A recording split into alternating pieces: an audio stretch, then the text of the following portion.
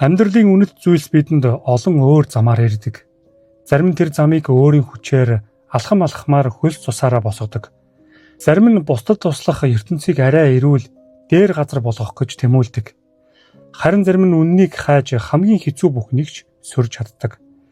Гэвч тэр тэмцэл, тэр мөрөөдөл, тэр зориг нэг л өглөө гинэд алга болох үед амьдралын түүх гинэд зогсож хариултгүй асуултуудын түүх эхэлдэг байна. Бидний амьдарч буй ертөнцийн хамгийн аюултай зүйл юу вэ? Бусдыг өөрийн өмч гэж харсан хэтэрхий туушарсан хяналт уу? Эсвэл хууль тогтоомжийн цоорхог ашиглаж гудамжаар чөлөөтэй алхах араатнууд уу? Эсвэл бүр хэн нэгний нуухыг хүссэн аимшигт үнэн. Өнөөдөр бид хизээч бууж өгч үзээгүй 3 эмэгтэйн хувь заяаны тухай ярих болно. Сайн байцгаана уу? Ингээд бүгдээрээ ээлжид болсон явдлын дугаараа эхлүүлцгээе. Энэ бол Today's Crime.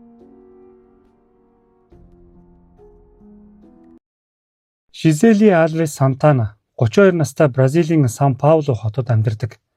Түүний амьдралын түүхийг харахад ямар ч зүйл түүнд амархан олдоогүй. Бүхнийг өөрийн хүчээр алхамаар бүтээсэн хүн гэдэг нь шууд ойлгогдно. Тэр даруухан орчинд өссөн бөгөөд гэр бүлдээ санхүүгийн тусалцаа үзүүлэхийн зэрэгцээ. Бие даахын тулд багаасаа ажил хийж эхэлсэн бөгөөд дэлгүүрт кассачнаар ажиллаж байсан. Гэхдээ удалгүй тэр өөртөө тодорхой зорилго тавьсан нь цэргийн цагдаагийн байгууллагад орох байлаа. Энэ бол хэцүү өндөр шаардлагатай ажилч Жизелийн хувьд амжилтанд хүрэх нэг боломж байсан юм. Эцэст нь тэр зорилгодоо хүрч албанд орсон. Тууштай хөдөлмөрсөөр дэвшиж бүр Сан Пауло мужийн парламентэд ажиллах хэмжээнд хүрсэн байна. Энэ нь түүнийг чадвараа хангалттай баталж чадсан гэдгийг илтгэнэ. Гэхдээ Жизелийг зөвхөн карьераар нь тодорхойлохгүй. Тэр бас ээж хүн. 7 настай охиндоо илүү сайхан ирээдүй өгөхийг хүсдэг халамжтай ээж байжээ. Түүний ойр дотны хүмүүсийн ярьснаар Жизель үргэлж инээмсэглэж явдаг бас зоригтой, ямар ч хэцүү үед замаасаа нацдаггүй эмэгтэй байсан гин. Товчхондоо тэр амьдралаа өөрийн гараар босгосон бөгөөд хизээч сул дорой эсвэл бүхнийг орхиод явчих хүн шиг харагддаггүй байв. Тэрээр анх Жералдотой танилцах үед бүх зүйл гаднаасаа маш энгийн мэд харагдаж байв. Тэр ч мөн адил цагдаагийн байгууллагад ажилладаг, илүү туршлагатай насаар ахмиг, тогтвортой амьдралтай хүн байсан. Тэдний харилцаа аажмаар дотносоор тэд 1 жилийн дараа гэрэлсэн байна. Эхэндээ ямар ч зүйл анзаарагдсангүй. Гэхдээ бүх зүйл маш удаанаар эхэлсэн бөгөөд нөхөр нь аажмаар хяналт тогтоох замаар эрхэндээ оруулж байв. Жералдо түүнд хэрхэн хувцаслах, юу өмсөж болох эсхийг заана. Будалтыг нь хянаж хаашаа явж байгааг нь шалгаж, хинтээ уулзж байгааг нь асууна. Тэр бүр зураг нэхэж яг хаана хинтээ хэдэн цагт байгааг нь мэдхийг шаарддаг байв. Хамгийн аимшигтай нь тэр өөрийгөө удирдагч гэж үздэг байсан явдал. Тэр альфа эрэгтэй болон дуулууртай эмэгтэй гэх ойлголтыг байнга ярьдаг байсан бөгөөд энэ нь зүгээр ч нэг үг биш. Үнэхээр түүний амьдралынх нь баримталдаг үзэл байжээ. Гэхдээ Жизель энэ бүхнийг чимээгүй төвчээгүй. Тэр нөхцөл байдлыг ойлгож эхэлсэн бөгөөд нөхрөөсөө салж явахыг хүссэн. Нас барахаасаа өмнө хэдхэн хоногийн өмнө Жизель эцэг рүүгээ уцтсан байна. Тэр уйлж маш их шаналсан хоолоогоор би дахиж хүсэхгүй байна. Би явмаар байна. Намайг хурдан ирж аваарай гэж хэлжээ. Түүний зурсуудад ч мөн адил бүх зүйл тодорхой байв. Тэр энэ харилцааг дуусгахыг хүсэж байлаа. Тэр ийм амьдралыг хүлээн зөвшөөрөхөөс татгалцсан юм. Харин үүний хариуд Жералдо би чамтаа гэрэлсэн. Чи миний дүрмээр амьдрна гэж хэлжээ. Тэр эхнэр нь нөхөртөө дуулууртай, захирагдах ёстой гэж үздэг байсан. Өөр ирчүүдтэй мэдлэх, бариу хувцас өмсөх, зураг нийтлэх хүртэл асуудал гэж үздэг байв. Түүний бодлоор гэрэлсэн эмэгтэй өөрийнх нь өмч бөгөөд чи миний гэрт миний мөнгөөр амьдарч байгаа цагт бүх зүйл миний хүснээр болно гэж шууд хэлсэн байна. Энэ бол зүгээр нэг атаархал биш. Энэ бол аажмаар бий болсон хяналт, ноёрхлын сэтгэлгээ байсан юм.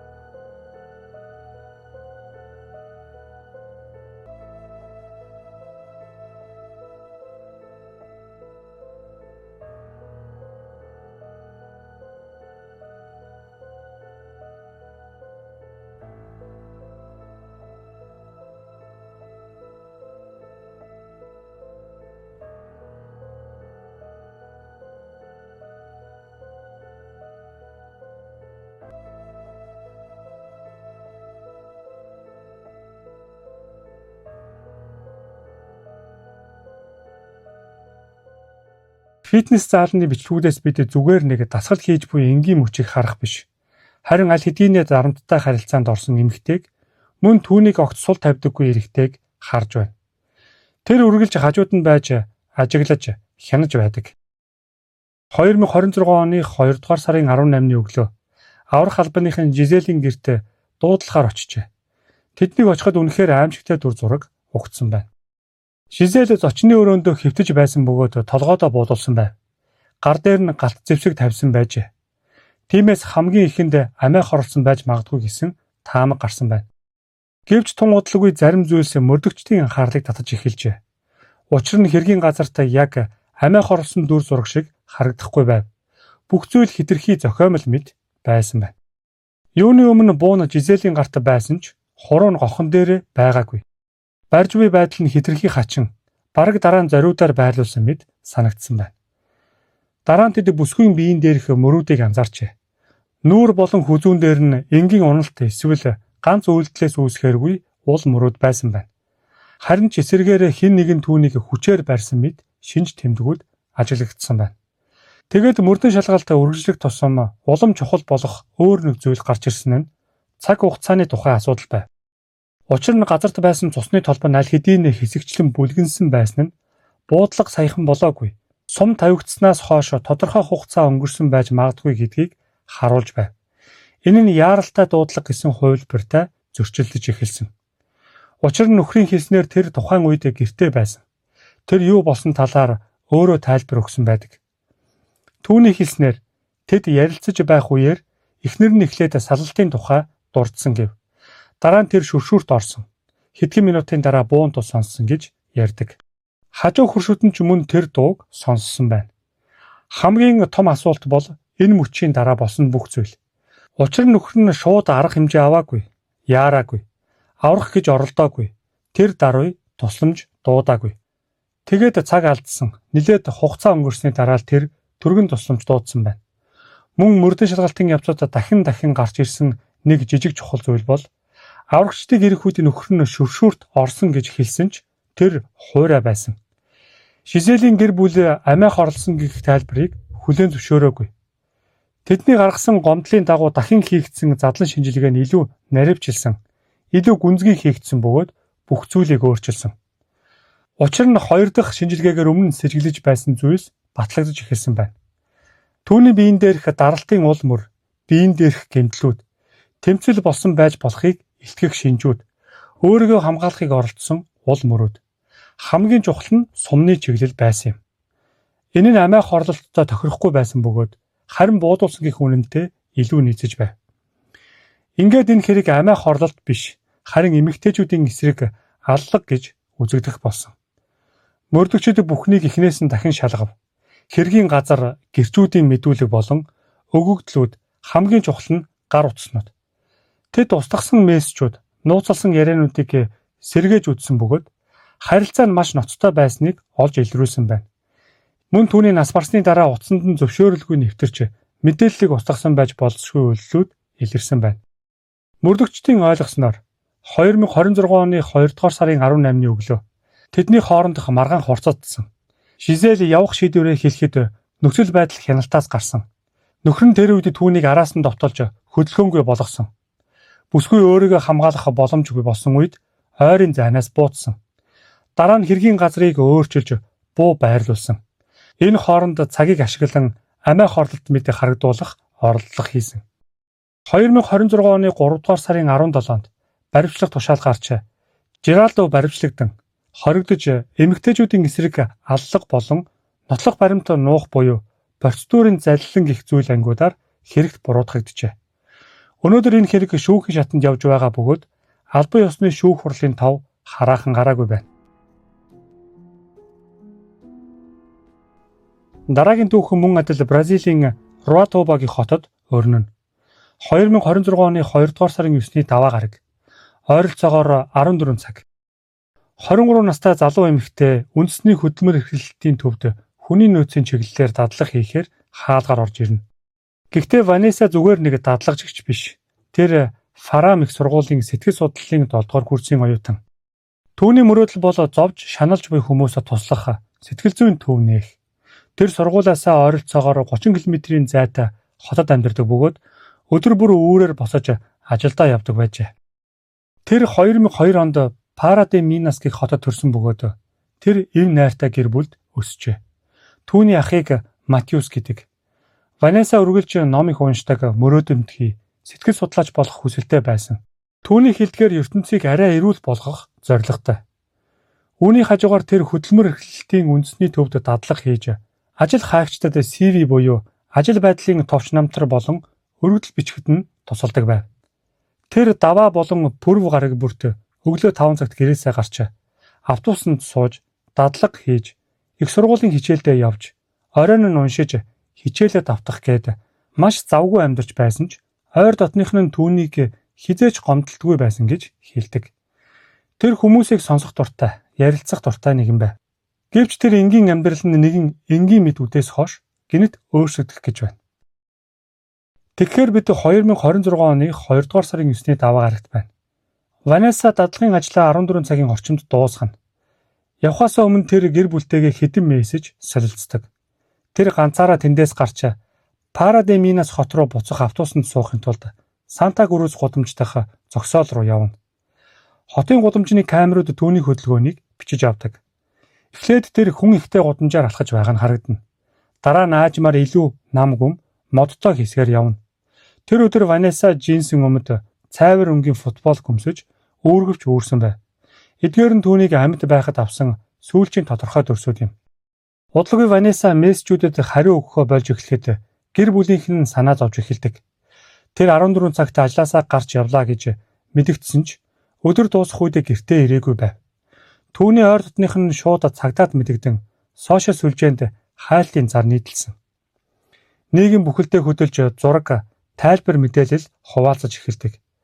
Ратуба хотын 2 оршин суугч энэ мэдээлэлд анхаарлаа хандуулж камерын бичлэгүүдийг ашиглан түүний замыг дахин сэргээхээр шийддэг. Мөн дроны бичлэг хүртэл ашигладаг. Ингээд мөрдөн шалгалтын явцыг өөрчилсөн нэг зүйл илэрнэ. Учир нь нэг бичлэг дээр Ванессагийн араас хол зайд нэг эрэгтэй хүн дагаж байгаа нь харагдана. Эдгээр дүрсүүд нь маш чухал бөгөөд учир нь тэд Ванесса амьд байсан сүүлчийн мөчүүдийг харуулж байгаа юм. Эхний бичлэгдэр тэр дадлагаасаа гарч яваа нь харагдана. Хэсэг алгасны дараа хотын камерууд түүнийг Санта Крус гудамжинд явж байгааг бичиж авдаг. Дараагийн бичлэгдэр тэр үл таних арай ахмад насны эрэгтэй хүн түүнээс хэдхэн метрийн ард гарч ирж дагаж байгаа мэт харагдана. Тухайн бичлэгдэрх Ванессаг дагаж яваа эрэгтэйг Итало Джефферсон гэдэг бөгөөд 43 настай сахалтай байжээ. Камеруудын бичлэгдэр тэр гинэт алхмаа хурдсгаж Ванессагийн хамт мод ургамал ихтэй хэсэг рүү орж алга болдог.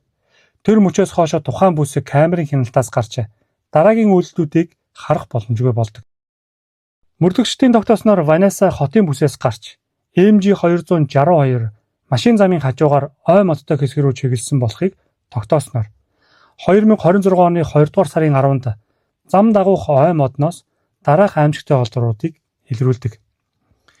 Шавартаа гутгалдсан джинсийн өмд, бут өвсний дор нуусан нүцгэн цогцос, хүч хэргэлсэн шинж тэмдгүүд илэрчээ. Анхны шинжилгээгээр хүзүү болон нүүрэнд боомлсон уул мөр, бэлгийн хүчирхийллийн шинж тэмдэг, цогцсыг нуух орлолго хийснийг тогтоодог. Үүнээс гадна зөөврийн компьютерийн цэнэглэгчийн утас олдсон бөгөөд энэ нь боомлох хэрэгсэл болгон ашигласан байж магадгүй гэж үздэг. Мөн түүний хувийн эд зүйлс ч ойролцоо олдсон байна. Одоо бүгдээрээ Итало Джефферсон гэх хүний тухай бага зэрэг ярьцгаая.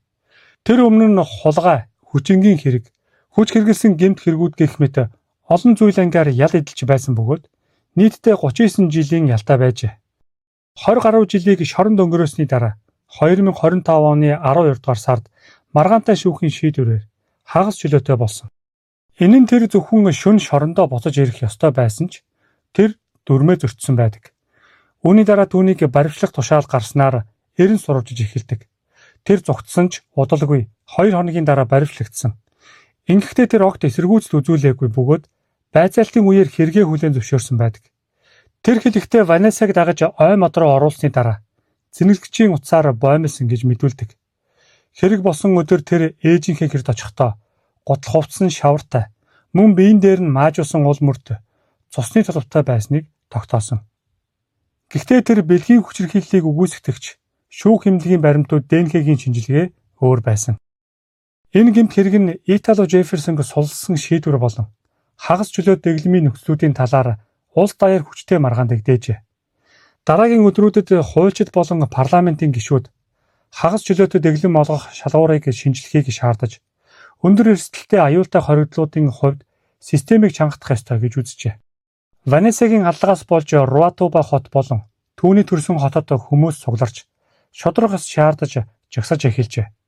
Хүндэтгэлийн арга хэмжээнүүд зохион байгуулагдаж, цэцэг эмгэнлийн мессежүүд Парке де Сьерра оршуулгын газарт байрлуулсан байна.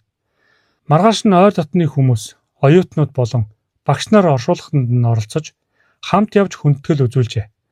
Аажмаар энэ уу гашуун нийгмийн хөдөлгөөн болж хувирч, эмэгтэйчүүдийн эсрэг хүчирхийллийг эсэргүүцсэн энхийн жагсаалуудыг феминист байгууллагууд болон орон нутгийн бүлгүүд зохион байгуулжээ. 2026 оны 2 дугаар сарын дунд үед Итало Жефферсонг урьдчилан хорих ангид шилжүүлж, нээлттэй мөрдөн шалгалтыг үргэлжлүүлжээ.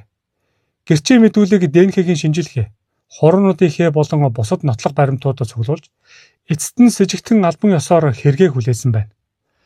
Одоогийн байдлаар хэрэг шүүхийн шатанд шалгагдаж байгаа бөгөөд хэрв хүлээн зөвшөөрөгдвөл олон нийтийн шүүх дээр хэлэлцэгдэж 40 жилээс дээш ял авах боломжтой байна. Ванессагийн төрсөн хотод түүний нэр нь бэлэг тэмдэг болсон бөгөөд 2026 оны 3 дугаар сард Ванесса Лара хууль нэртэй орон нутгийн санаачлага батлагдсан. Энэ нь эмэгтэйчүүдийг хамгаалах, урьдчилан сэргийлэх, боловсрол олгох хөтөлбөрүүдийг хэрэгжүүлэх зорилготой юм. Энэ хэрэг нь хагас чөлөөт дэглэмтэй хоригдлуудын хяналтын тогтолцооны сул талыг илчилж, хүчирхийллийг урьдчилан сэргийлэх болон хохирогчдыг хамгаалах талаар илүү өргөн хэмжээний хэлэлцүүлгийг дахин өрнүүлсэн байна. 2025 оны 2 дугаар сарын 24 Бразилийн Рио де Жанейро хотын Ботафого дүүрэг хяналтын камерын дурангаас нэгэн эмэгтэй холдон одох нь харагдан. Тэр ор хүндлэгийн даавууга буудлын ажилтнанд буцааж өгөөд том хар үргэвчээ үүрч нарны шилээ толгоон дээр тавин хаалгаар гарч явна. Энэ бол 32 настай Британий эрен сурвалжлагч сэтгүүлч Шарлотт Питийн үлдээсэн хамгийн сүүлчийн баталгаатай дүрс зураг юм. Тэр өдрөөс хойш түүний талаар ямар ч мэдээлэл байхгүй өнөөдрийг хүрсэн бөгөөд тэр яг л агаар замхарсан мэд алга болжээ. Өнөөдрийн ярих сүүлчийн босон явдалтай бид The Times, Al Jazeera-д нийтлэлээ гаргадаг байсан зоригтой сэтгүүлч бүсгүй Бразилийн Риогийн харанхуй гудамжинд ууссан мэт алга болсон учир битүүлгийн нууцыг тайлахыг хичээх болно. Шарлотт бол жирийн нэгэн сурвалжлагч байсангүй. Бристолийн их сургуулийг философийн чиглэлээр төгсөж, олон улсын сэтгүүл зүйн магистр хамгаалсан тэрээр оффист суухаас татгалцсан нэгэн. Тэр үннийг өөрийн нүдээр харахыг хүсэж 2021 онд Латин Америкийг зоржээ. Сан Пауло хотод сууршихтаа Португал хэлийг төгс сурснаар цагдаагийн хүчирхийлэл, ард иргэдийн эрх, ойн сүтгэлийн талаар олон улсад хүрсэн томоохон нийтлүүдийг бичиж байв. Хамт ажиллаж байсан хүмүүс нь түүнийг даруухан, шаргуу, олонний анхаарлыг биш, зөвхөн үннийг хайдаг дайчин эмэгтэй гэж тодорхойлдог. Гэвч эрен сурвалжлах сэтгүүл зүйн замнал, үргэлж занал хийлэл, ганцаардлаар дүүрэн байдаг. Шарлотт 2024 оны сүүлээр гинэт ажлын хэмнэлээс хааруулв. Тэр шинэ төслүүдийн талаар ярихаа болж, найзуудтай төр завсарлаж, өөртөө төвлөрөх хэрэгтэй байна хэмээн ярих болжээ. Магадгүй тэр англи руу бүр мөсөн буцахаар шийдсэн байх. Учир нь тэр алга болохоос өмнө ердөө 4 хоногийн өмнө Facebook-ийн нэгэн группт Лондонд өрөө хайж байгаа тухай зар нийтэлсэн байдаг. Гэвч 2025 оны 2 дугаар сарын эхээр Шарлотт гэр бүлдээч хамтран ажилладаг хүмүүстэй ч хэлэлгүйгээр Сан Паулогоос Рио де Жанейро руу явах автобусанд суужээ. Онгоцоор биш илүү чимээгүй, илүү удаан замыг сонгосон нь хачин. Ингээд Риогийн Ново Рио автобусны буудалд буусан Шарлотт такси барилгүйгээр явхан алхасаар метронд сууж далайн эргийг зоржээ. Тэр төлбөрөө дандаа бэлнээр хийж, иргэний үнэмлэхээ үлдээлгүй. Павзада Азул хэмээх жижиг дэм буудал байрлав. 4 өдрийн дотор тэр буудлаа 2 удаа сольсон байдаг. 2 дугаар сарын 12 Санта Клара гудамжны нэгэн баарны гаднах камерт түүнтэй адилхан эмэгтэй бичигдэжээ.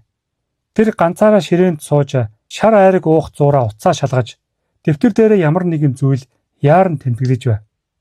Тэр мөчөөс хойш Англид суугаа эцэг их нь түүнээс дахин мессеж хүлээн аваагүй юм. Ингэснээр гадаадын хэвлэлийн холбоо түгшүүр зарлаж Риогийн цагдаа нар албан ёсныг хэрэгнээлээ. Кибер мэрэгчлэнгүүд түүний гар утасны дохиог мөрдөж үзв. Хачиргалтай нь Шарлотыг алга болсноос хойш түүний утас 2 дугаар сарын 27-ны хүртэл бүтэн 2-7 хоногийн туршид байршлын дохио илгээсээр байжээ. Дохио нь Фламинго дүүргээс шилжсээр хамгийн сүүлд Рио хотын төвд байх ашиглалтаас гарсан харанхуй худалдааны төвийн орчмоос ирж байгаад бүр мөсөн унтарчээ. Цагдаа нарыг байршлын дагуу очиход тэнд юу ч байсангүй. Үүний дараа мөрдөгчид түүний iCloud хадгаламжинд нэвтэрч чадсан бөгөөд 2 дугаар сарын 11-нд португал хэлээр бичсэн бүтэн биш тэмдэглэлүүдийг олжээ. Түүнд нь эмзэг их сурвалж ярмаар байгаа ч айж байгаа хүн намайг хэн нэгэн ажиглаж байгаа юм шиг санагдаж байна. Би хэсэг хугацаанд холдох хэрэгтэй. Гэхдээ магадгүй аль хэдийн оройтсон байж мэднэ. Эдгээр өгүүлбэрүүд Шарлотыг ямар нэгэн бодит аюулд аль хэдийн орсныг илтгэнэ. Түүний сэтгүүлч найз нь түүний талаар хэлэхдээ тэр бидний бодож байснаас хамаагүй том сэдвээр ажиллаж байсан. Энд зарим хүмүүс буруу асуулт асуусныхаа төлөө алга болдог юм гэж хэлжээ. Энэхүү нууцын ард шинжээчид болон мөрдөгчид 4 үндсэн онолыг дэвшүүлсэн байна. Онол 1. Сайн дураараа алга болсон. Түүнийг сэтгүүл зүйн хямралд орж цагдаагийн хүчирхийллийн тухай бичсэн нийтлэлийнхээ дарамтыг даалгүй. Өөрийгөө хамгаалахын тулд шинэ газар очиж нэрээ солин зогтсон их таамаг. Онол 2. Зохиомол гэмт хэрэг. Тэр ил гарч болохгүй хүчтэй нөлөө бүхий нууцыг олж мэдсэн тул түүнийг үннийг илчлэхээс өмнө чимээгүй болохоор санаатаагаар устгасан гэх хувилбар. Онол 3. Хулгайлагдсан. Риогийн фавела гэмт хэргийн зохион байгуулалттай бүлгүүдийн дунд орж сурвалжлах хийдэг байсан түүнийг барьцаалсан байх боломжтой. Гэвч барьцаалагчид яагаад өнөөдрийг хүртэл ямар ч шаардлага тавиагүй таг чимээгүй байна вэ? Онол 4. Мөрдөн байцаалтын нууц хувилдан. Хэргийн гэрчүүдийн мэдүүлэг бүгд зөрүүтэй.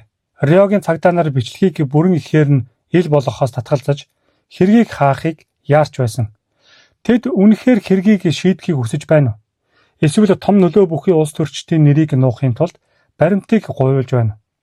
Шарлот амьд уу? Хэрв тийм бол тэр хаана хинээс нуугдаж байна вэ?